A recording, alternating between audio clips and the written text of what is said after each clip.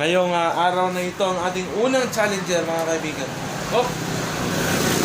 Ako, lalapag po natin dito yung oras para nakikita po natin.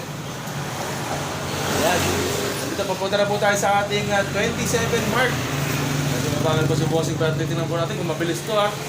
Nakikita nyo na po na bagong luto po ang sineserve natin dito mga kaibigan. Sabi po ni Joy May, galingan mo po. Ayan. Lunok agad.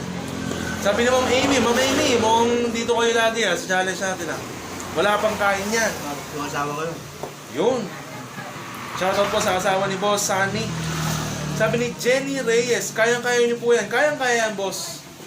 Ayan po, nagtubig po agad mga kaibigan.